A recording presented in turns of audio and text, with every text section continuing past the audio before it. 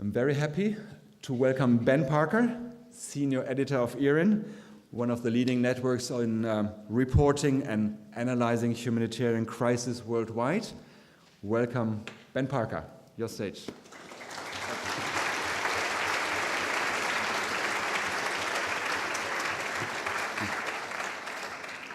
Thank you very much, Volker, and good morning, everybody.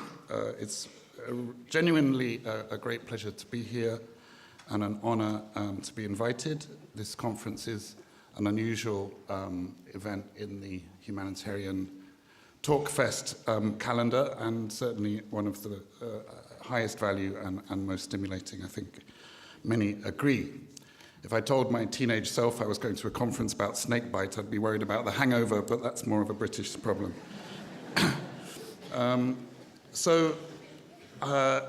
Volker has laid out the scenery for you. I do think we don't need to dwell on the fact that the world is in a difficult phase, and certainly, as I think it would be safe to say, a majority of you being Western liberals, is particularly a difficult experience to see what's going on right now. However, in the spirit of being challenging and the spirit of not being too comfortable, you know, maybe this could turn out better. Maybe the liberal consensus needed to be challenged. Maybe our cozy assumptions needed a Trump and a Brexit and all the other stuff that's happening. Do we even want order? If things are out of order, is the order that we had worth defending, or should we in fact be welcoming building a different one? I certainly would do my best to take Volker's advice and keep it challenging and keep it brisk. I will speak now briefly I've been asked to set the scene on some of the issues that we face, and I'll use some examples from current events. Others in my group, including John's keynote, will, I think, look also more towards the future. So my first comment is, of course, welcome to the World Humanitarian Summit Follow-Up Conference. Oh, wrong notes, sorry. MSF didn't go.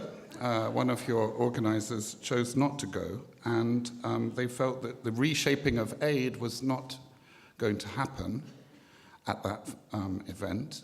It was poorly structured, its outcomes were unclear, and the balance between a multi-governmental process and a civil society-driven event had not been properly resolved. Funnily enough, though, reshaping is the verb we seem to be coming back to, and I think it is a point of agreement in this community that things don't work very well. If you were to invent a humanitarian system today, you certainly wouldn't invent the sort of drunken spider organigram that we currently deal with. And you would, I think, certainly in the politics of 2017, you would try to build in more checks and balances, transparency, and accountability. The humanitarian sector is very good at absorbing and indulging in critique, and sometimes not changing very much, even though it dwells on these topics. And we certainly see a series of phases of reform. They were described in the recent study as being to do with Biafra in Nigeria being a civil war that led, in fact, to the creation of Oxfam, perhaps the earliest international NGO of the Western flavor. Then the failures to prevent genocide in Rwanda, and then the failures in the operation afterwards to help those who survived was another period of reform. In between, we had Haiti and Pakistan, which led to the so-called transformative agenda, which probably wasn't very transformative. And then now, I think the reflection is focused on Syria and the failure of the humanitarian system and the international political and security system to tackle the civilian impact of that conflict. So that's how we got here, and we're perhaps now in this third, fourth phase of humanitarian reform, and it might be one of the largest. The criticisms are, broadly speaking, that the system is not meeting needs, it's unaccountable, it's opaque and not transparent, and it is too much bullied by vested interests and political and security concerns. En bref, this is kind of the summary of the anxieties that the system faces and the criticisms it has to answer. On the plus side, we're very good at criticizing. On the plus side, should we just acknowledge, though, that many of our colleagues are out there literally saving lives, literally sacrificing their own health and safety to do so, and mobilizing the money and the resources to do so. So there is perhaps a tendency to be too critical, and some of the miraculous, brave work that our colleagues do should never be forgotten. So I'm going to look at 3 examples of places in the world that illustrate what I think are some of the challenges we face today and things that are out of order and may need to be fixed for the future. 3.5, really. I'm kind of cheating because Bangladesh is on 1. Bangladesh, Myanmar, is it 2 or is it 1? So I'm going to talk about Bangladesh first, and I'm going to talk about Yemen, and then I'm going to talk about the Caribbean, where I have just returned from. In Bangladesh, if the humanitarian system can't do Bangladesh, then I think all the criticism has in fact been insufficient. You've got a very large number of people in a single place, in a non-conflict location. This should be doable, should it not? But I think it is, as we all expect, a significant risk of cholera. We've got already interagency complications, coordination challenges. You have an assertive state who is deciding who and who cannot work there. You have already a problem of local NGOs, some of whom are giant, being neglected perhaps in the formal interagency systems. And so there are seeds there for concern that in fact a fairly straightforward classical humanitarian operation may be headed into difficult times. Can we do it? This is very near future, and I think it will be a test of whether UN reform, IASC reform, the NGO networks, the World Humanitarian Summit, and all of these things have delivered practical operational advantages. At the moment, it's not very difficult to fundraise for, according to people I've spoken to in the large agencies, and there's a hefty appeal out there that's already 1/4 funded. So I don't think money is the problem. It's an interesting example for the purposes of my talk today, also because it has a complication regarding the UN. And John Ging is lucky enough to be able to join us today. We'll talk, I hope, a little bit about the UN. The new Secretary General is trying to shake things up, more on the development side, in fact, than on the humanitarian side so far. He hasn't shown his hand, really, on humanitarian, but Bangladesh is a particular curiosity because it is a refugee crisis and UNHCR has been sidelined. And we have the new member of the UN family, the International Organization for Migration, taking a leading role, which makes many in the UN puzzled and uncomfortable. And certainly UNHCR is not happy. So it's an example of coordination, UN mandate reform, and an assertive state who is doing as they choose. It's also, you know how I was going to bring some toilet paper and throw it at you, but I thought, that was a bit cheap. But it is a bit of a truck and chuck situation, and when we criticize, us liberals, we love to hate Trump, we criticize him for throwing the towels in Puerto Rico. Is our Bangladesh operation that much better? Do we not chuck things for the cameras? Maybe you, in your best days, in your best NGO lives, you don't, but to a certain extent, the number of logos I see in the photography from Cox's Bazar is bizarre. On the other side, this is my other half of the Bangladesh, is on the Myanmar side of the border. The UN there has taken a terrible kicking for not standing up to the government and not somehow stopping this.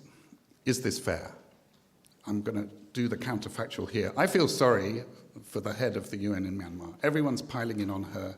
And she was somehow supposed to stop an ethnic cleansing campaign that was planned by a military that has really answered to nobody over the last couple of decades. She commissioned a study and then she didn't sort of throw it out to the public.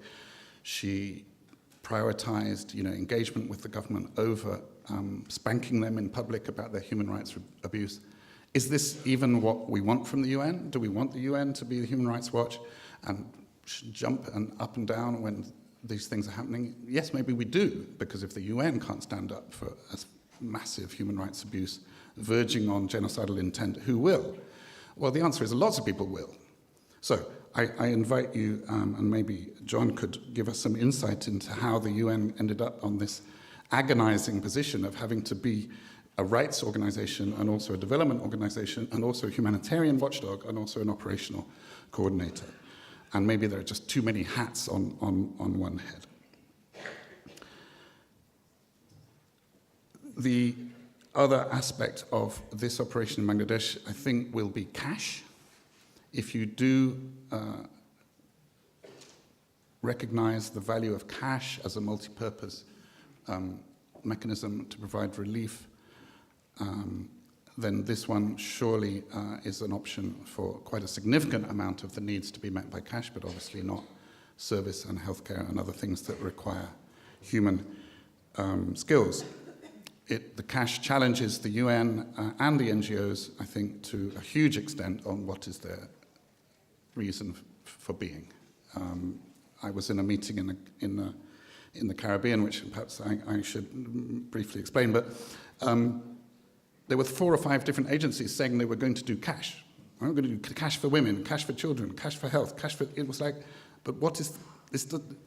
It doesn't quite make sense, because if you have a single grant, why are you all muscling in and trying to share this space? It's definitely a big one, and certainly there's rumblings in the big agencies of who looks like they may emerge as dominant in that space. Moving on, number 2, Yemen. I think Yemen is an example of a sort of geostrategic crunch where the civilians are paying the price of a country that has been used as a chessboard by others, a country that was already climatically weak and challenged, a country that was not particularly important strategically, but has now found itself unluckily in the crossfire. And in that case, it's also illustrative of another theme, which is the collapse of respect for international humanitarian law, which I'm sure we'll return to. And even if you haven't got sick of me, there's another session immediately after this one. Is it time, again, to be provocative? Has international humanitarian law peaked? Is it hashtag saying not a target really the best we can do when the price of killing civilians is apparently 0?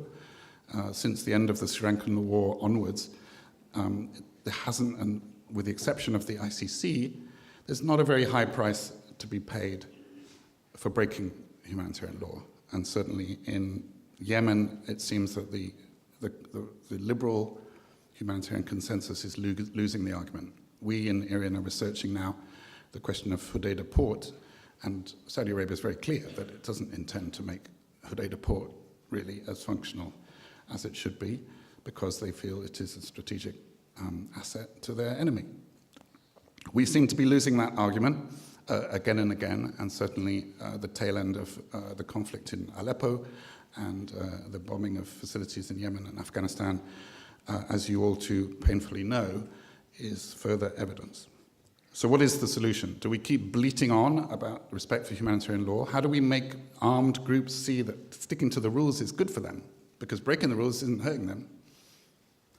And it is a very scary prospect, but I wonder whether different aspects of humanitarian law could be better defended if they were not taken as a group. I had an interesting meeting with someone at ICRC, and I said, and they were preparing to make the announcement that they would be downsizing in Afghanistan, and it was obviously agony for them.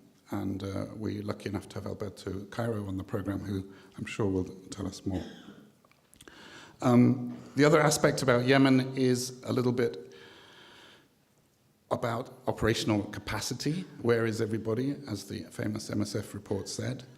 A million cases of cholera seems a likely number. Could this be done a bit like Bangladesh? Could this not be done? Can we not do this? Is it really such a dangerous and difficult environment? Could this not have been stopped? Why are we vaccinating in Bangladesh and we're not vaccinating there? It does seem to me that behind all this is politics and the American government and the Saudis and the Iran Gulf challenge, and to what extent is the paralysis of the UN family also, in fact, a paralysis on smaller groupings. And I've heard the expression minilateral. Instead of multilateral now, we see groupings, coalitions of the willing. Now we have coalitions of the aggressing who are able to, in fact, do pretty much as they please as long as they have friends in the right places. And will that change? Will that get worse? Who has got tricks to challenge that? And my final example is the Caribbean. Mid-size natural disaster, no conflict really. Again, should be very doable. What did we learn from this year? What was interesting, I think, was that rich countries aren't brilliant at this stuff either. The challenges of Katrina have not fully been learnt by the United States. A neglect in the capital city can damage even a domestic response in Puerto Rico. And poor planning and urban governance in Texas can also bite you pretty bad, even if you are a wealthy country. So in a way, it was a sort of an equalizing moment, is that climate and sea level rise and warming, climate change could affect the rich as well as the poor. That might be good, in fact, to wake up the wealthy. On the other hand, it's pretty alarming as we go, again, Bangladesh, waiting for the monsoon season. You know, the impact of natural disasters is a reminder. What I thought was interesting about Caribbean for the purposes of today is that we had a whole menagerie of players coming in, not really the classical humanitarian system. And this is, many studies suggest this will be the future elsewhere. The private sector, the cell phone companies, the Western militaries, the British Navy, the Netherlands Coast Guard, I don't know what. It was a zoo, I can tell you. And partly because the armies love to go play with their toys. It looks pretty good in the media. The Daily Mail certainly was bashing the British government and encouraging this kind of show-off behavior. 10,000 buckets, seriously? The British literally sent the biggest ship in the fleet to the Caribbean and kept on issuing press releases about its 60 tons of supplies, which included blankets, by the way. It's quite warm in the Caribbean. They didn't have many takers for the blankets, but 10,000 buckets, really, you could put them on a couple of planes. It was quite spectacular. What was interesting there too was the influence of the diaspora, the private sector. There were boat companies loading up. There were people collecting nappies in London. You know, there's a lot of that behavior we criticize. We don't like this giving gifts in kind. But I swear to God, it touches the human heart in a way that you can't neglect. And if people want to collect nappies and send nappies, I say do it. You know, I think there is a problem that, and this is a thematic, broadening this out, the professionalization of aid, has it taken the soul away? Have we become too cold? Have we forgotten what it is to volunteer and go and walk a mile in somebody's shoes and share a plate of rice with them? Very interesting to imagine the experience of Volker's just mentioned, of just being with people and being their health worker and moving with them when they move. It's very, very inspiring. The other aspect I would stick on my Caribbean example is localization. A lot of the debate about localization, and I think some of our panelists will come to this, I think the discourse is about little NGOs in Somalia and how they should get more money. I'm not sure that's enough. Localization is more of a threat to the traditional system than that, and it starts, I think, with governments. And If the community can decide what they mean by localization, that would help. But in the meantime, national governments in the Caribbean and, by the way, in the Pacific, when they encounter natural disasters, are being much more robust in saying they want to take charge. They don't need the UN or anybody else to boss them around, and they intend to keep it that way. So localization with attitude is perhaps a more uncomfortable localization than what the discourse so far might suggest. So final point on the Caribbean, I think, is that maybe this would help narrow the definition. What is humanity? Is it, by the way, Happy Disaster Reduction Day? International Disaster Risk Reduction Day? Anyway, it's today. Resilience, yeah, really boring. But resilience, disaster prevention, risk insurance, these are some of the things which are attracting very big money, much more significant resources from the World Bank and others under the new way of working, and some of these actors will dwarf even the big NGOs when they move in, as they are, into the space of humanitarianism, both in the sense of refugee financing, but also in natural disasters. So look out for them. And the delocalization in the Caribbean is about decolonization. It's not about less steps in the financing chain. It's about self-determination, and it's coming. It's coming, I think, elsewhere. That's my time up. It's really, I think we're lucky to have John Ging here, who's in the heart of operational activities of the OCHA and the UN in general. He has a long and distinguished career in this field and in UNRWA before that. And I look forward to his reflections. And over to you, John.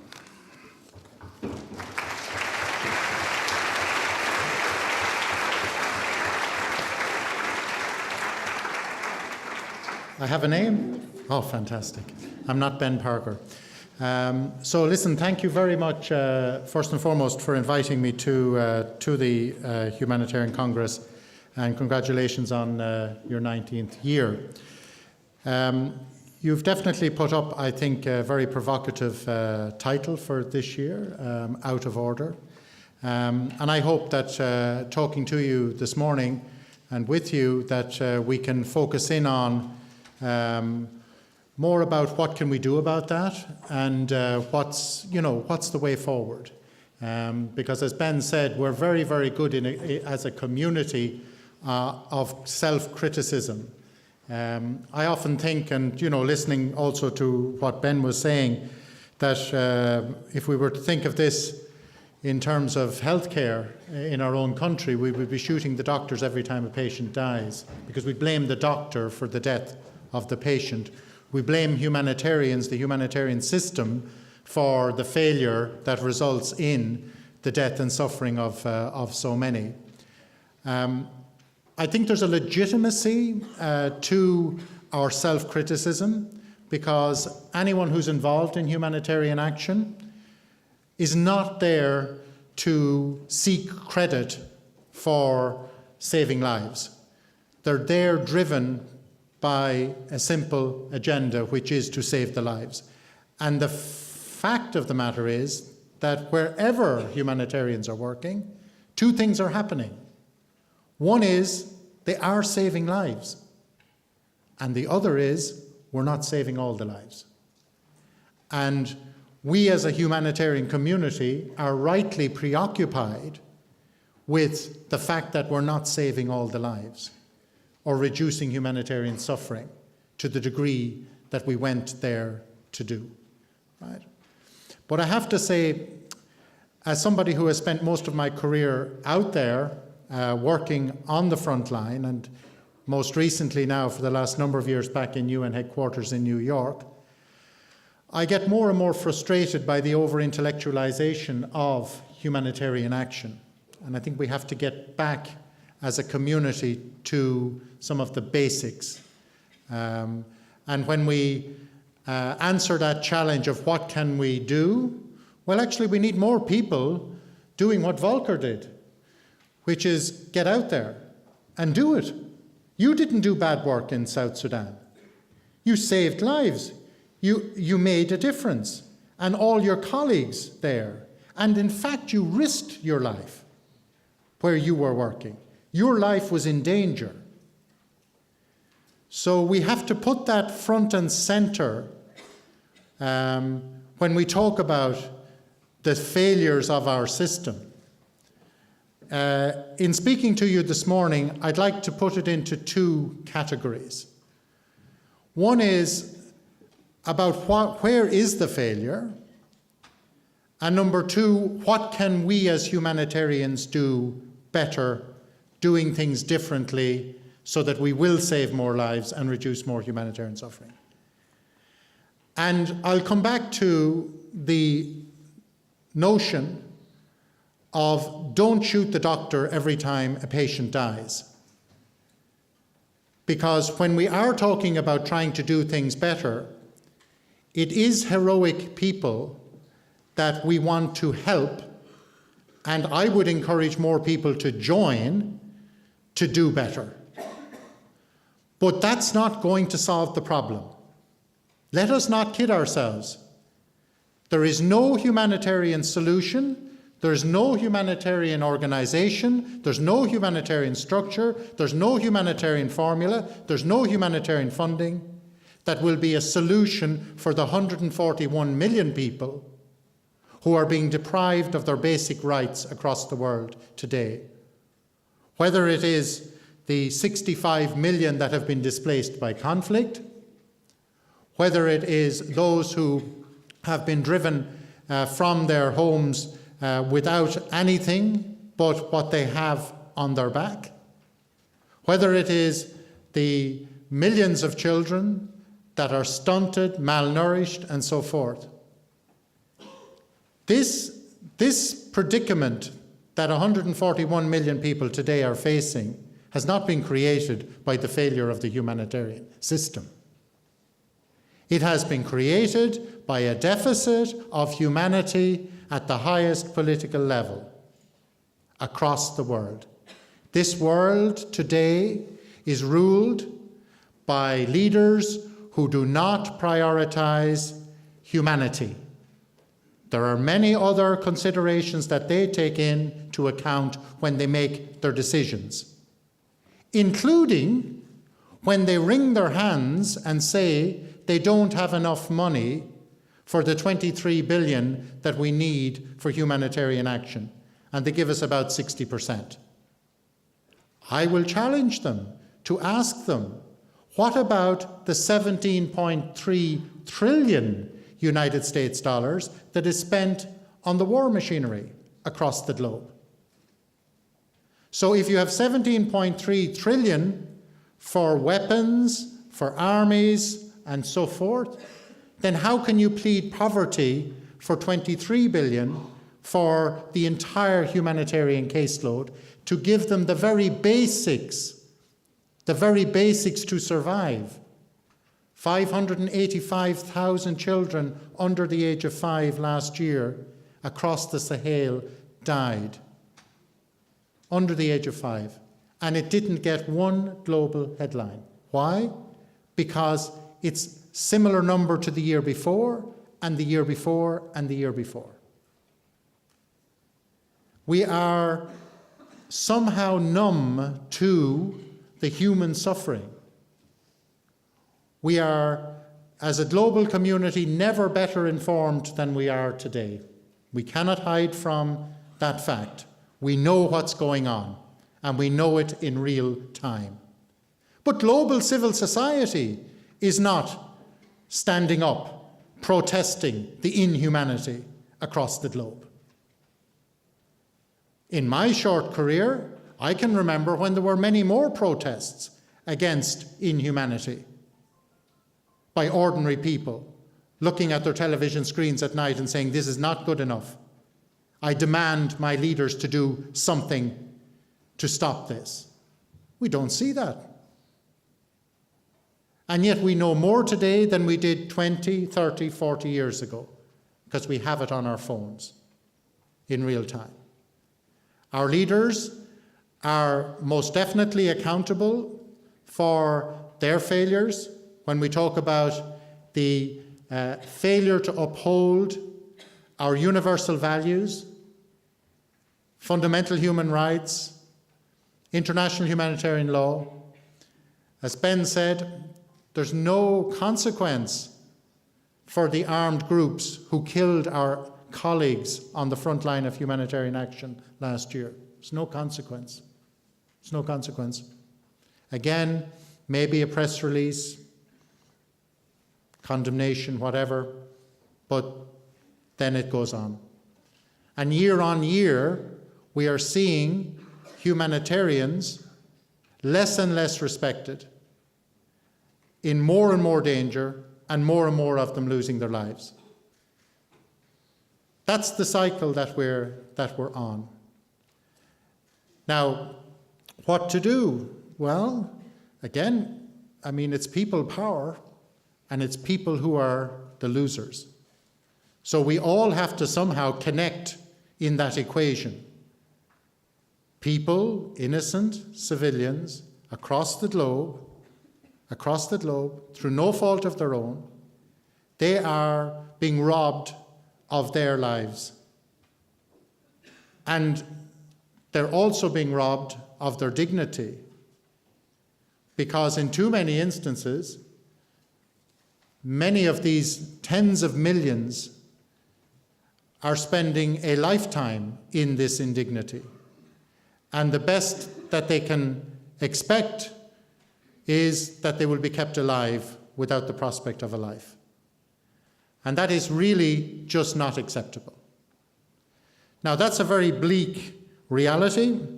And as I said, we now have to turn to, well, what can we do about it?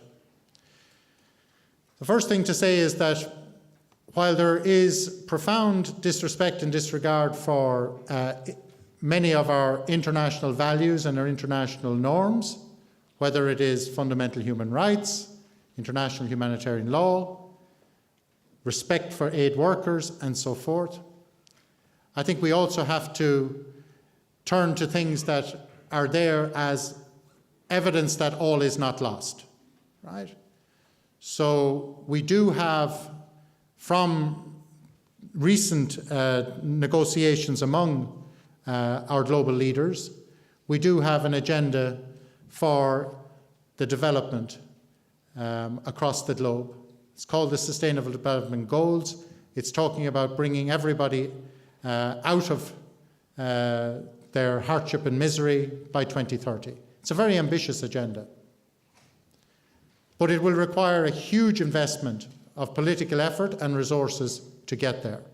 But the reason that I mention it is that all the global leaders came to New York 2 years ago and stood at the podium of the General Assembly and made commitment that they're going to implement this agenda, right? And it says leaving nobody behind by 2030 and starting with the people who are furthest behind today.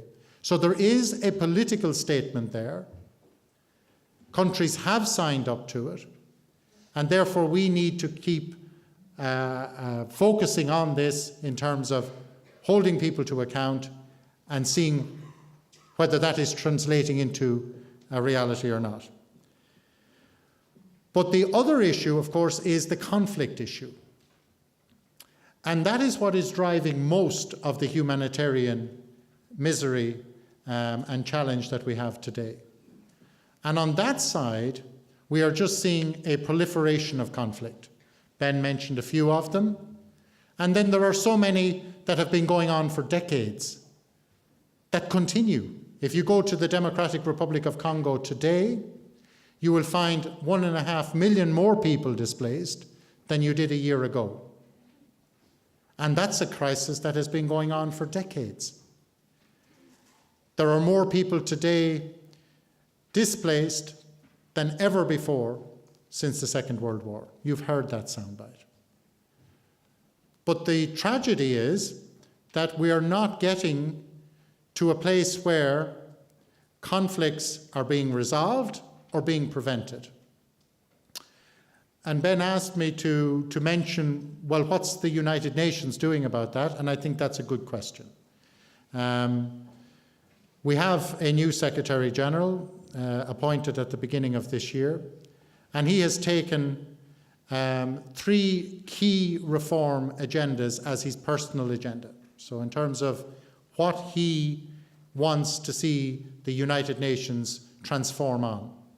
The first one is on prevention of conflict, and that leads into, of course, resolution and so forth. So in peace and security, that pillar of what the United Nations does, he wants to see it transformed to be more effective.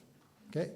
So that is connecting directly with the reality of these tens of millions who are displaced from their homes because of conflict and have zero hope of returning to their homes and rebuilding their lives until and unless the conflict is resolved. So yes, the United Nations has a lot of responsibility in how it can contribute internationally on this issue, and we are recognizing as an institution that we have to become fit for that purpose going forward. So that's one area. The second area is the reform of the development system, because you have too many places where the humanitarian organizations are substituting for a collapsed or failing public sector. This can be the result of conflict, but it's not always the result of conflict. So if you go to places like the Central African Republic, you will find MSF, you will find the ICRC as the only healthcare providers for a country, because the country doesn't have a healthcare system. Right? How long will it take to develop a healthcare system? It will take decades. Because if you go to the Central African Republic, you will immediately find that the schools don't function. The universities don't function. So now we have to look at how to build and support a country to build its infrastructure for the basics. And this is where, when we talk about reform of the development system, the international development system, we need to break out of the short-term cycle that something can be done in 1, 2, 3, or 4 or 5 years. We're talking decades. And this is, of course, where immediately there is this huge challenge on the financing side. Because you're not talking about tens of millions or even billions, you're talking about trillions. Right? But here in Berlin, we can look back just a number of decades to the ashes of the Second World War and what came out of that. The European Union. The engine of the European Union, here in Germany. That's not to disregard France or any of the other European Union members, but the fact of the matter is that Germany has been at the centre of the European project to the benefit of the European continent, a continent that previously was riven with conflict for centuries, not decades, for centuries. We take it for granted now. But the reality is the foresight that was there to develop the European Union and all that was involved, and it was such a project that it required people to look way beyond election cycles, to not ground themselves in populism when we talk about the political leaders. But we remember also that it wasn't 0.07% of GDP or GNI that the United States invested in the European project in the Marshall Plan. It was 4.6% of their GDP. And today, only 5 countries, 5, not 10, 5, can afford, they say, their commitment to 0.7% of GNI for overseas development aid. Only 5. The United Kingdom, Sweden, Norway, Denmark, and Luxembourg. That's it. That's the 5. Are they the 5 richest countries in the world? But they're the only 5 that are delivering on the financing that will be required for the 2030 agenda. They're the only 5. So we won't have the 2030 agenda unless everybody else gets on board to finance the 2030 agenda. So the development side is absolutely critical. It's absolutely critical to global peace, security, and stability. It's absolutely critical. And that's why it's a priority for the United Nations. And the third priority that the Secretary General has made is on the management reform of the UN, and that is to do with the bureaucracy, how the UN functions administratively. So again, we're all of us excited about that prospect of having a more efficiently functioning organization. Now, I have just a few minutes left, so I'd like to turn to our humanitarian system, right, which does get a lot of attention under the microscope. And as I said, I'd like the attention to flip from let's shoot the doctor because the patient died to let's work with the doctor so we can save more patients. And let's look at how is it that we have so many patients coming to us? What can we do to actually help to prevent people falling into humanitarian need? Because we will never keep up with this cycle. This cycle has to be broken. And yes, indeed, at the World Humanitarian Summit, there was at least one breakthrough, and that was that the World Bank, at the most senior level, understood that they can no longer wait for the situation in these fragile and failing states, in states which are in conflict, and leave it to the humanitarians to substitute for everybody else. They've understood that now, and now they're getting involved in a big way. Paying healthcare workers in Yemen, even though there is no functioning government. That's a new way of working for them, because if they don't pay the health workers, who's going to pay them? And if the health workers are not paid, then they're going to leave. And then there's going to be more dependency on international organizations to provide basic healthcare services, which will never be delivered as cost efficiently as they will by the healthcare system in Yemen, for example. So we are now looking at how to bring in those who have the resources with us into these situations of conflict and of crisis. That's the first big change. We cannot be the ones who are substituting for others. There is a role for humanitarian organizations, a very clear role, but it's not a substitute for public services.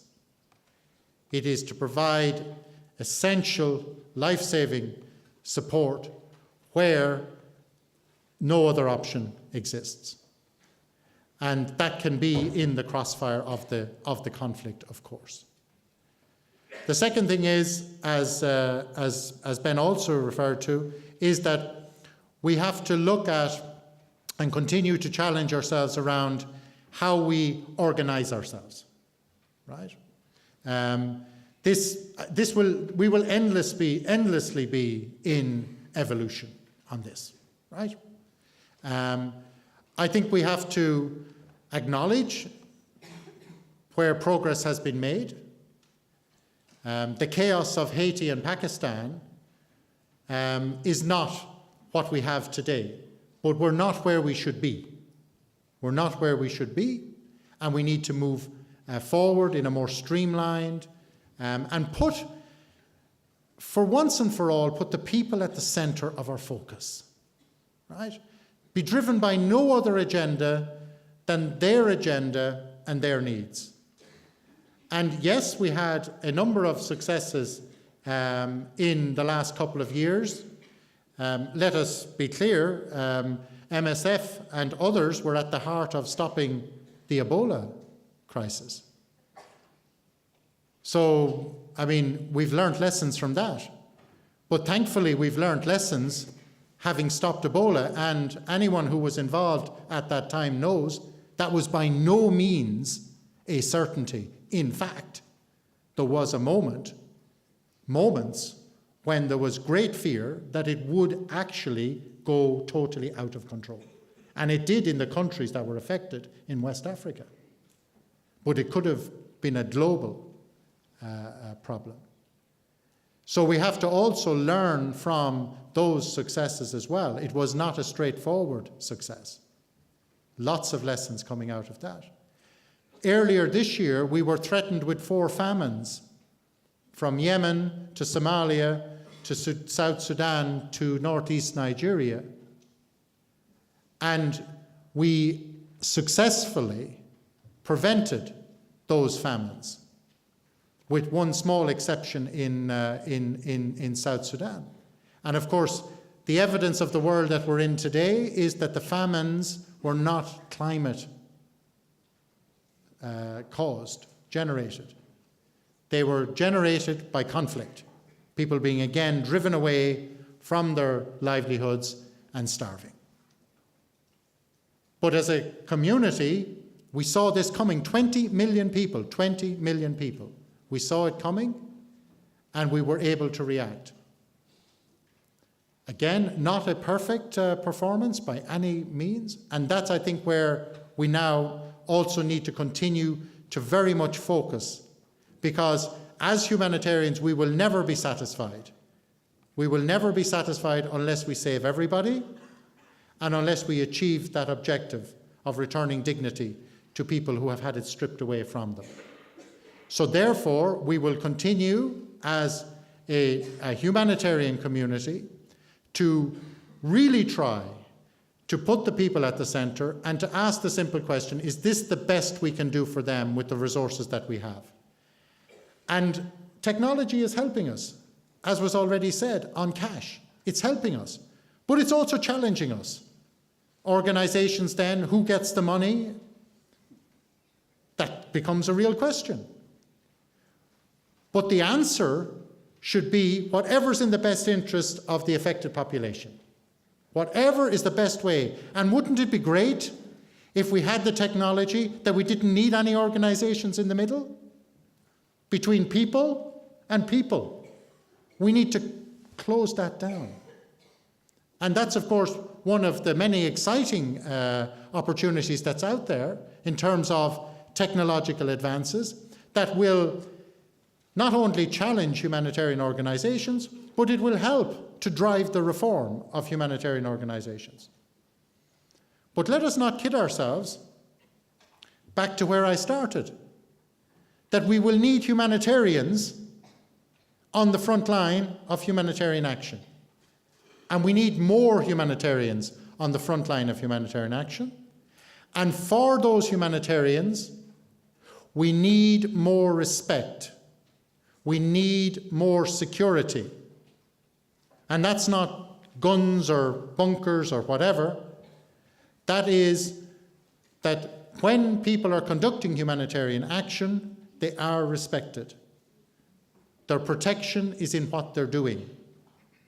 And unfortunately, the way the world is going in these conflict zones today, it is very much in the wrong direction.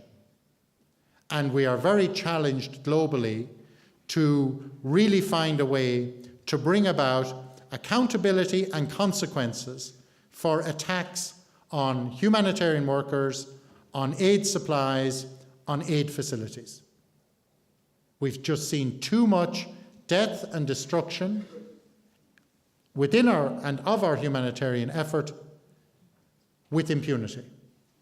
And I think that is something that has to be front and centre also when we talk about how to be more effective, because we need the people and the supplies to be able to get to the people who need them. And for the foreseeable future, 80% of what we do in humanitarian action is in conflict zones where the bullets are flying. And as I said, we don't see in the short term any change to that reality until we start seeing peace breaking out and political solutions and so forth. So I hope that, my thoughts shared with you this morning are useful as a contribution. Our work is such a broad field of work. Our community, the humanitarian community, is such a broad field.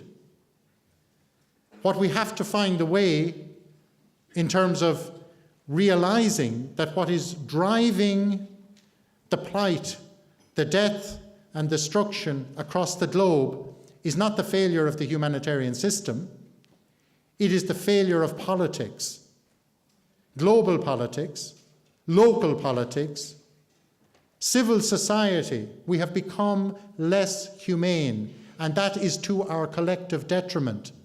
The Human Rights Charter is not for altruists. Read it.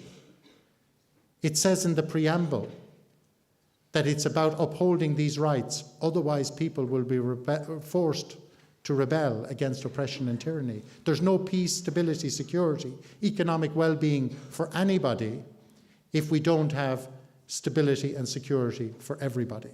It's a small world. And we are being visited every day by our own failures to uphold our basic responsibilities.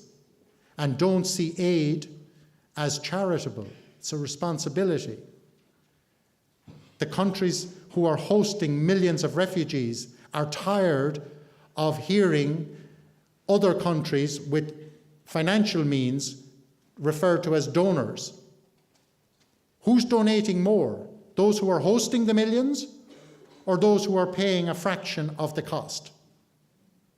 I'll tell you, it's those that are hosting the millions that are paying the international community's price responsibility. And that's something also that we have to get into our understanding as well.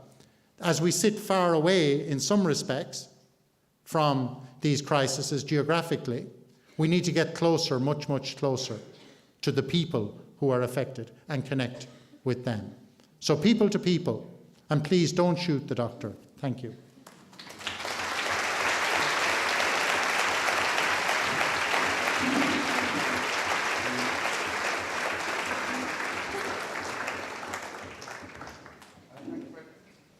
Hello. Thank you very much, John, for that rousing intervention. Now I welcome Liliane Bitong Ambassa and Tamam Aludad to give their own reflections on what they've heard this morning and topics of their own choosing, if they like, on the question of what is out of order and what the future holds. So Tamam is the Deputy Medical Director of MSF Switzerland.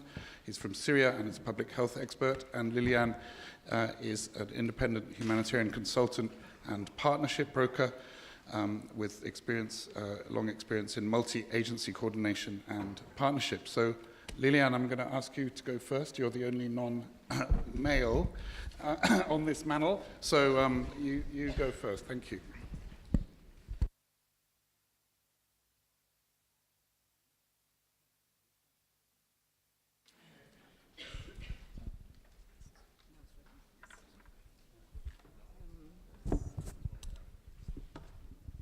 Thank you very much. Thank you for all the various remarks. I very much hope that I won't be perceived as shooting at the doctor. But I'm like sharing a bit of experience. Just on a few things I just saw that struck me. And then it's not so long ago that I was, 10, 15, maybe a bit more, that I was sitting in in universities and then asking so many questions, questioning the system. So 17 years later, working in different contexts, I still have some questions and probably even more. So I'm sharing a few. It's probably not, it's not pure chance that I think last year, after working slightly on Nigeria, Northeast Nigeria, that I very much felt that I needed to take a step back because there were some things in the system, in the way things are working that I felt that we still need to tackle. I want to start mentioning the way when we the scale-up efforts in humanitarian crisis, in particular the ones that do not attract crisis. So there's been humanitarian reform, then you have been the transformative agenda, and then a lot of good things have been put in place for crisis, where there is a reputational risk for organizations. But then when you are in a crisis that doesn't make headlines, it's probably way more difficult to get the attention you have. So I'm speaking specifically about northern Nigeria. It was end of 2015, early 2016. I went there on mission to try and understand the situation, and then to really also understand how it was that the situation in the country had been so bad, not only in northern Nigeria, where you had the various attacks on Boko Haram, where you had over 2 million displaced people, where you had over 20,000 people killed, and certainly many, many more, and not much was working, not much was moving in the system. The situation wasn't making news. You had over 3 million people that were unaccounted for, but I couldn't see or couldn't read anything on this. I think there was very little national leadership on it, of course. The governments at the end are still the first ones that are in charge. So there was little national leadership on this, but then you would have expected also the international leadership to come in and to do what was needed to ensure that the population in need would receive the attention. You also had this false belief, because at that time Nigeria was supposed to be the first economy, well, it was the first economy in Africa. So you had this false belief that the country was able to assist its own citizens. However, you may be the first economy in the continent. They still had over 100 million people living under poverty line, and still lots of other very pressing issues. So going there and then meeting the UN agencies, NGOs, local authorities, for me, especially as a donors, it was quite frustrating that we always go by the humanitarian principles. Humanity is so important, impartiality, and then you had these discussions, where all actors were aware of the magnitude of the crisis, but first, you had this strong disconnect between teams, especially within the UN system, and also NGOs, especially international. Strong disconnect between the people in Abuja and then the people in the field. You have this fear that maybe the government is quite severe, so we shouldn't be speaking too loud. So you had this, of course, you had systems in place, like humanitarian coordination teams, etc., not functioning well. So, and then you attended a 3-hour-long discussion. When you had this emerging crisis, you had millions of people in the country millions of people not even supported properly. And then it was a 3-hour-long discussion, about our terms of reference, about, whether we should go and do a post-recovery assessment, etc., etc. Speaking about access, that was a bit politically too charged. You had, of course, lots of organization heads of agencies that lacked humanitarian experience. They had been in Nigeria working on development assistance. Lack of seniority also. And when asking, specifically UN agencies, how it is that we're not stepping up, we're not doing what is needed for the attention to be brought to the organization. The type of answers you were getting were, the head is only P5, it's not D1. I'm sorry, but even if I am a P2 person, what I have at heart, it's about assisting the people. So there was a lot of politics about not wanting to change. And I'm, once more, not saying it's just the international's fault. It starts with government. It starts with government having a very political and also security-led response. But I think we had this responsibility of, not just when you have such a crisis, finding the means to let the world know. So last time I went there, that was early 2016, and not much was happening. But then a few months later, things changed a little bit, and then the machine started shifting gears. This is where you had it started by more data, and then it started also by agencies, and I think notably even MSF, like just shouting and saying, you know, listen, this what is going on is not acceptable. This is also where probably the various organizations started kind of understanding, and I'm saying we because I was there also working for an NGO consortium. So I'm both part of the system, but still at the same time just thinking that, you know, we cannot just be saying that we go by some principles, and then when it comes to determining when it's right to go and support 5 million people, 10 million people, just decide that anyway Nigeria doesn't make news. And of course, you know, there are so many crises in Africa, not very visible, not very visible. It's difficult to understand. It's difficult to market. It's difficult to package it. But sometimes I don't want to, you know, when we have a conversation, we shouldn't just start by saying, you know, the first thing shouldn't be it's difficult to market. It should be one person equals one other, humanity. One person is suffering, whether that person is on that continent, on that place. We need to do everything in our position to do it. As organizations, we also need to shift our ways. It's not just about ensuring that our organization doesn't have any issues with the government. It's not just about ensuring that, well,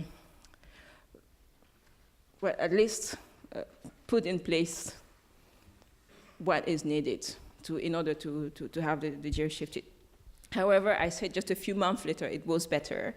Situation was in the news, money started pouring in, there was slowly scale up, and then at the regional level, there was also kind of strong leadership that kind of made it for the failing leadership at times that was experienced in the country. And so it was more about just all this time taken, you know, almost 2 years. But in the time when we're starting to discuss and the time that the machine is there, it was not an L3.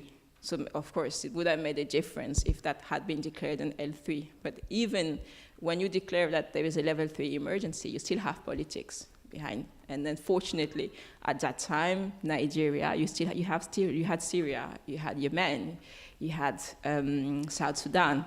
And even the system probably is not in a position to handle and put so much energy into enough crises at the same time.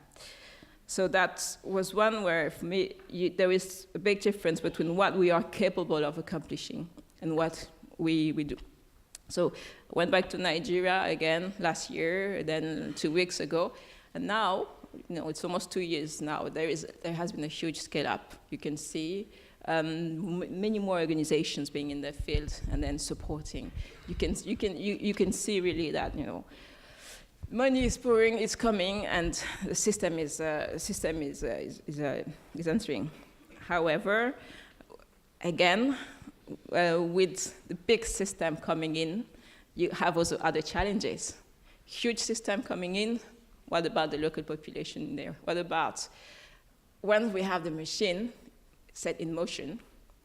This is where the people who, and I met, and I also work closely with lots of local organizations that had been there even before, were crying for international attention, or were meeting others to go and work together and start putting money so that they could start assisting their people.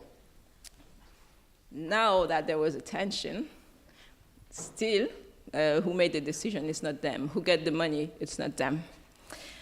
So, I'm not speaking about localization, because to me, localization is a big word.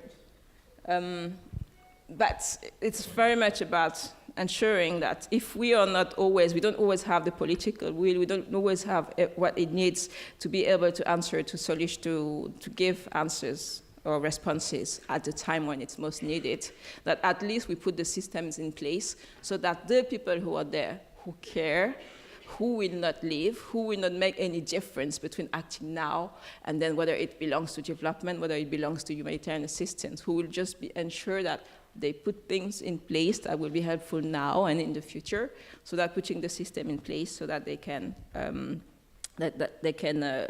work and be more helpful. Thank you very much, Liliane. I should have said, Thanks for sharing your thoughts. I should have said we're going to go to 11 because we started late. That was on the instructions of our organizers. So without wasting more time, Tamam, your reflections, please. Thank you. There are many topics that have been mentioned today, and it's hard to come up with a coherent and concise reflection on them, but I will try. It has been said that those who don't learn from history are condemned to repeat it, right? And that has come, in my mind, to a better conclusion in a New Yorker cartoon where a grandfather is telling his grandson, those who don't learn from history are condemned to repeat it, and those who learn from it are condemned to see others repeat it. And this is interesting because much of what we talk about today isn't new, and I think has been seen and has been perceived and addressed before in many different ways. So we talk today about the reshaping of humanitarianism, and it's interesting because it assumes that the shape is wrong or the world we fit in is wrong and something needs to be fitted in it. And I would argue that we've never had a shape that is right or that fits the world we are in. And this is about what's the purpose. And it's interesting because I don't know two humanitarian workers who think of the purpose of humanitarian aid the same way. The saving lives bit is interesting, but whose lives, at what cost, towards what end, is not a static thing. And I'll give you an example. John gracefully credited us in MSF, among others, in the success in Ebola. And the success in Ebola is brilliant, except it means nothing to the 10,000 people who died of Ebola. Preventing the 4 famines, the success in that means very little for the people who died and still die of hunger. And this is a matter of how do we look at things. Of course, averting, I can give you statistics. Averting deaths estimated is one thing. The increase in life expectancy in many places in the West and East Africa, for example, is interesting. And this is, in my mind, the biggest dilemma. Because John and Volker talked about actually being there on the front line and doing something and saving lives, it's important for us now to reflect on towards what ends are we doing humanitarian medicine. In my mind, the way I've learned it many years ago when I first started is about saving lives, about actually insistently and coherently being the Band-Aid, about saving the lives that existed now and will not exist by the time the World Bank decides to get engaged or the world leaders decide that belligerence is not the solution for the world problems or so on. In 1979, Jean Pictet of the ICRC, in interpreting the humanitarian principles, said very clearly the Red Cross, and I extend that to take it as the donatist organizations to which we belong, will not sacrifice a life today to save a life tomorrow. And that is putting us in direct tension with the developmental agenda, not in conflict, but in tension. Where do you allocate your resources? That tension still exists today, despite the fact that we talk a lot about continuum, or many people talk about a continuum between the two. The actors of humanitarianism.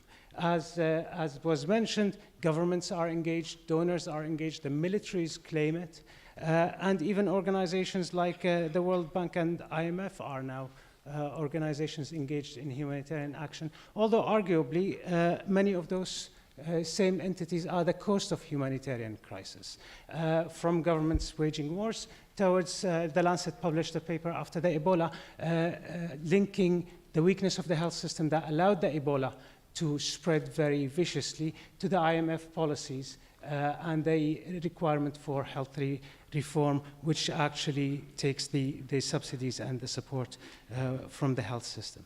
So arguing success is about arguing the purpose, and this is difficult because we have many different purposes as we have different actors.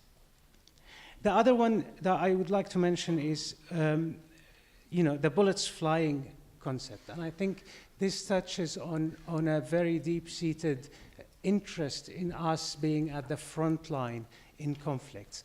And I think this has worked and continues to work. We are close or at the front lines in places like Yemen, although it is an oversimplification. I think we have seen the effects of conflict change, and for us to be still attracted to the direct injury of war is potentially naive. It is not only about the bombs, although the bombs are taking new and more influential and more harmful and destructive forms today, but it's also about the health systems, about the failure of the whole system that provides basic services to a population. My example is the cholera in Yemen, and if you look, we have accurate reporting out of Yemen from 1968 until today. All of it are on Relief Web in perfect order. There has been, in my recollection of my reading, 3 outbreaks of cholera in Yemen. Before this one, all of them coincided with a conflict. This is a direct effect of conflict. It's not indirect, it's not approximate, it's a direct effect of conflict. The same goes for the cholera in Haiti after 40 years. It is not about the person who carried the cholera, it's about the circumstances an emergency creates where a disease can spread. The other one is, if you remember, didn't get too much attention, the polio that has happened in Syria.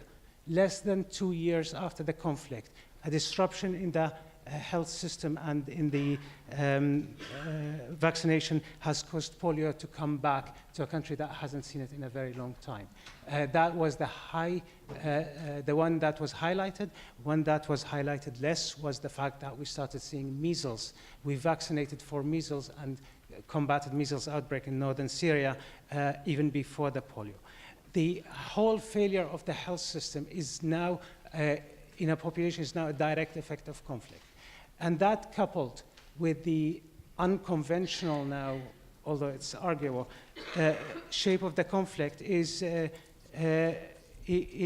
now is the time where we have no battlefields, no battles. We have a global war, allegedly, and we have weapons to enforce a global war, which takes us out of our classical conventional model of humanitarianism, where we are able to create a mission and a project and be at the front line. There isn't a front line that is static anymore in many cases that we can be at. And if there is a reshaping, I think, in our relationship to conflict, is for us to start anticipating how can we deal with such a landscape of conflict that is so changing. The last bit that I will, I would hope people wouldn't shoot the doctor, being one of them that would be shot. But yeah, don't shoot the doctor unless they deserve it. In essence, we talk about accountability, and accountability is about doing the right thing at the right time in the right way, and it would be too ambitious for the most optimists among us to claim that we do that consistently. So we need to accept that it is about saving lives, but it's not at any cost when we have a global catastrophe of this size, both in disease and in conflict. It's not enough to just say, which all of us do. We claim the numbers of people we've treated or reached. We inflate them and exaggerate them. And we are very happy about that. We don't look hard enough into the opportunity cost of humanitarian action as it's made. We don't look enough at what we could have done differently. And that doesn't work as accountability. And this is not the fault of humanitarian actors alone. This is the fault of donors who ask for this. This is the fault of the public who doesn't scrutinize us enough. And we should start accepting that in most cases, the doctors deserve to be spared, and in some, maybe they should be held to account. The last thing I would say is, in our debate, if you've noticed, the whole conversation now, we've talked about the perpetrators, governments, actors, others. We've talked about the good guys, us, and we haven't talked about the people we serve. It's almost a consistent thing that happens in humanitarian debates, is that we are inward looking. We talk about ourselves endlessly between praise and criticism, but we're talking about ourselves. We look at a mirror and start talking and almost never stop. The risk of that is that the conversation becomes about localization, about which humanitarian actor should get the money of the donors to be controlled by the donors who have multiple interests. I doubt that this is the end conversation. The end conversation should probably be about how us have inherited the diseases of the donors, the biases, and whether we are international actors or local actors or so on. To paraphrase Paulo Freire, who talked about education, he talks about the difference between people we deal with being objects that we act upon or subjects that make choices. And I don't care who gets the money, the actor, local or global or donor or governmental, as long as we are balancing it towards actually giving people the choices. And fortunately, we are in the humanitarian sector talking about accountability to beneficiaries a little bit more seriously than before, and about the choices that people make for their lives. Thank you very much.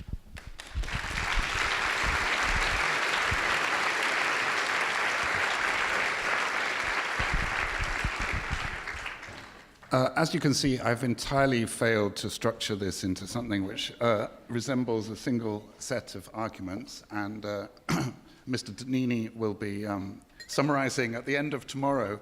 So I'm not going to try, and I'm going to open up the floor now to questions, and we also, if you run out of questions in the room, we have some online. But first of all, in the room, who would like to jump in? Let's take 2 or 3 and say who you are. Thanks. I don't know where the mics, or you just shout. You, sir? One way over there. This side of the room, please, come on. Come on. There. Thank you. So, 3. Thank you very much for the debate. Especially, I have a question to you, Mr. Ching. When you made your analysis of the failures of the system, you went beyond the humanitarian system. You said, first have to be blamed the political system. The political leaders, the powerful leaders, the war parties. And then my first question is, you would like that in this agenda, what you said, the political agenda, to prevent, instead of only saving lives, the humanitarian community should join? That is the first question. And then, if they should join, what would be your strategy? What would your proposal in this world, which is really hierarchical in the power? And the power is not the UN, it is not your Secretary General, it are the big, powerful states. And I would compare it with the world of animals. How can the tail move the duck? Or if we feel powerless, how can a mosquito move others? Thank you. Thank you. One there is probably nearest. Lady there, and this gentleman miles over there. Hi. We've talked a lot about how our failings don't make us a failure, but I'm not sure we understand what constitutes a success. So my question is, how should we define success in humanitarianism? Nice short one, yeah, okay. Sir, can you project? I can try, yes. My name is Alex. I work with the German Red Cross in Iraq. I just wanted to come to 2 things that were said in the panel now. First to you, Mr. Jigging, I think it's relevant to what the first person asked. You mentioned the political spectrum, and my question to you here is, in your opinion, what is it that you expect the humanitarian community to do in order to actually engage with, thank you, in order to engage with political leadership? Are we to become more partisan, perhaps? Are we to drive the political agenda? Are we to take sides? How do you see us getting engaged in this? And then to you, Mr. Aladoud, I'm just curious, you said that some doctors deserve to be shot. Now, it's quite contentious, obviously, but I understand, of course, the argument behind there being that we want to make sure that those that are accountable are the ones that we push, and those who are not are the ones that are left behind. But my question to you is, who decides which doctors are to be shot? How do we come forward to like collectively have indicators or some sort of decision making to make sure that, okay, this person really is not being accountable and should be left behind? Thank you. All right, thank you very much. This is getting a little dark, isn't it? But Lilian, maybe I could ask you to take the question of defining success, because I think that was for all of us, and then the others for John and Tamam. If you take that one first, please. You go ahead with these defining success. And then John. Okay, defining success. Of course, when you're looking at accountability to affected people, and then in the whole world, the way we are now is that it's people defining successes as donors. You need to have assisted so many people, you need to have done this and that, and at the end of the day, this is the only thing. Whether even when you evaluate projects, your impacts, it's not so important as long as it doesn't fit in this box. So in this ideal world where you ask the people, they know what they want. Unfortunately, what they will ask you will be different from what you're ready to give, or what you were prepared, or what your donor will accept. But when we speak about saving lives saved, fine. But then it's also about more than that, about the dignity, and it's about also how they feel. Like, you have countries where at the end of the day, it's not the organization defining whether they were successful. It's the community, when it's a community saying, this worked and this didn't work. And whenever you have this, you are surprised because you think and you fear that they would start having very dubious criteria. But the criteria they keep at the end of the day are the very ones that have a meaning for them. So I think it's very much about pushing the people. Thank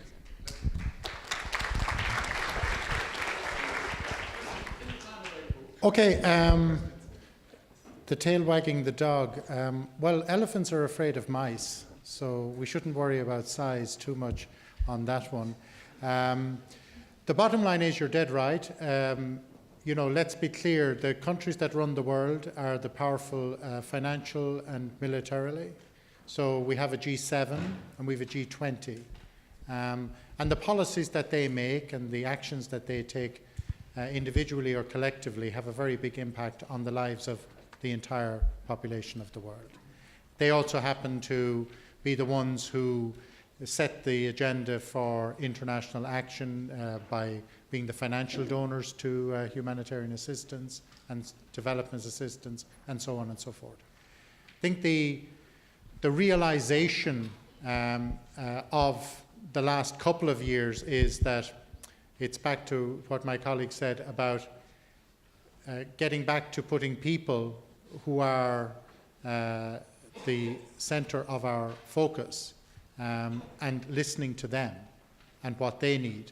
Because generally speaking, when you go and you talk to people who depend on international assistance, whatever that might be, their ask is a very modest ask, okay?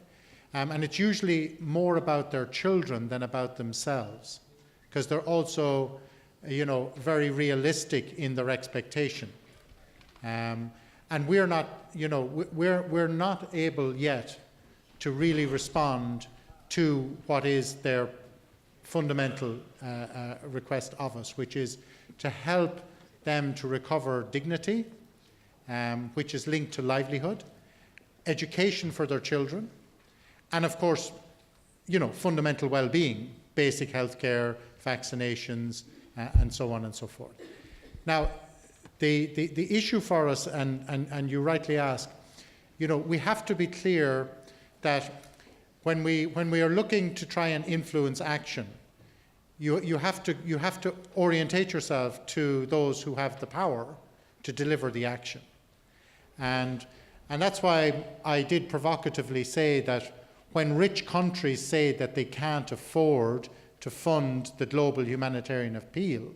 I don't believe that is true, and I don't believe that they individually have actually looked into that to be able to rationalize that taking a tiny percent, less than 1, from the financing of the military machinery and moving that over to the aid effort would have a proportional and disproportional consequence. So would it be so devastating to global security to have 1% less in the military budgets versus the positive impact of having a fully funded global humanitarian budget? And that's the question that should be answered. Because I'm not asking for more money from taxpayers, I'm asking for a better decision making about the money that's available that is already being spent. So that's just one. Now, on the question over here about our engagement, I think that we as a humanitarian community have not engaged effectively in recent years on things like the necessity for respect for international humanitarian law, human rights, and so forth. And you know, as was said in the opening address, we kind of speak to ourselves. We're not convincing anybody beyond our own community on these issues.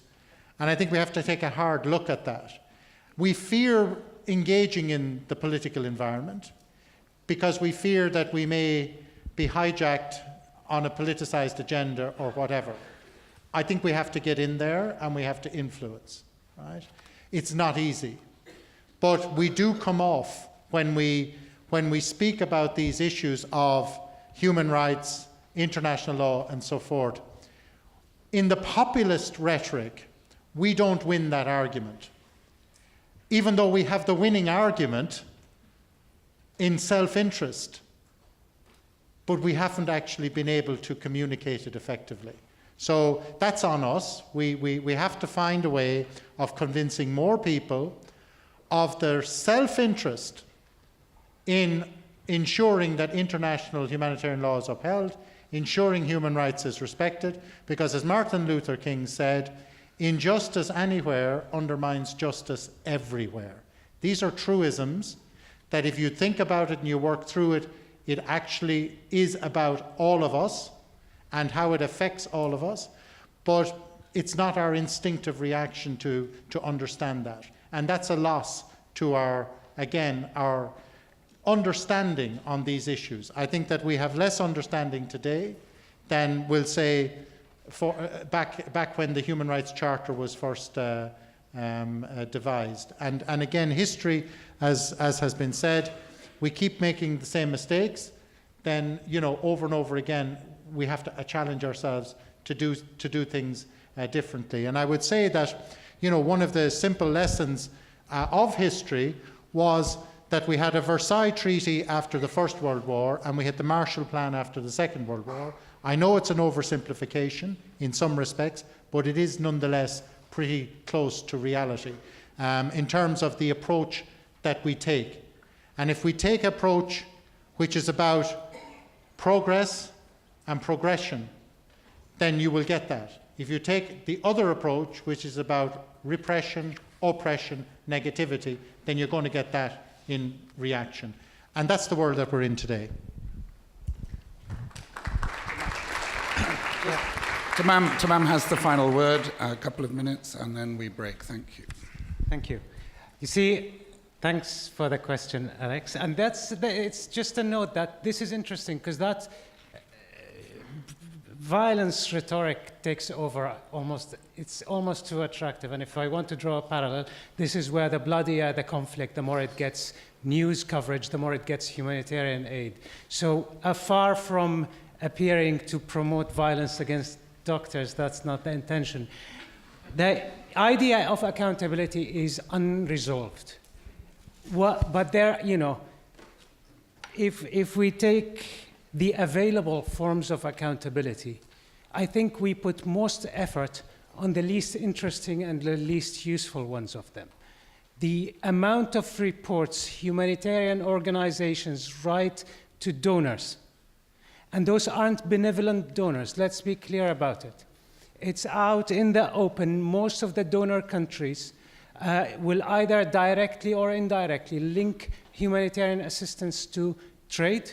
They will request trade deals in exchange for humanitarian assistance. They will request positive outcomes for them directly, or they will direct it at ex-colonies or places of interest. And the fact that now Britain has sent humanitarian aid to their own territory out of DFID money, out of the 0.7 that is supposed to go to international aid, is just a testament to that. So accountability, of all possible accountabilities, this is the least useful one in my mind. If you go towards it, if we wouldn't have exploited beneficiary accountability to the extent that we have done, by normalizing, then trivializing the word, by inventing tools and, by putting it in every report without actually practicing it, it would have been a very good idea. And it's predicated on actually being present on the ground, being able to ensure that people receive what they should receive and what they desire to receive in terms of humanitarian assistance, that it is not generalized, that when we talk about talking with the communities, it doesn't go directly to talking with community leaders who are usually part of the oppressive system that actually, if you want to talk about sexual violence and go talk to the village chief, that's a little absurd. So the ability of us to achieve some accountability internally, to be able to open a discussion with our beneficiaries might be a very good first step. It is confined massively by our governance system, by the donor system, by everything else. So I don't have a solution for that, and I don't think anyone has the right to decide on behalf of an organization or an actor, but it is worth reflecting on rather than falling into the usual cliches and stereotypes about accountability. And just on partisanship, I absolutely don't think we should be partisans per se. If anything, we should reduce the amount of partisanship that we unintentionally practice. So because of our inheritance from conflicts that used to be interstate conflicts, we consider a government, any government, no matter how oppressive, genocidal, or whatever it is, a legitimate conversational partner. So we go and talk to any government, and every one of you now is thinking of one or the other government that we talk to that are killing their own people or other people. However, because conflicts evolved into other actors, we still refrain from talking to other actors because they are illegitimate. And so we are partisans de facto, without even thinking about it properly. And one would hope that we would catch up with how conflict is evolving and will evolve in the future, and actually become more or less partisan in that, in the interest of accessing people more and providing a bit more neutral and impartial humanitarian service. Thank you. Thank you very much. A big round of applause for all the panelists, and thank you very much.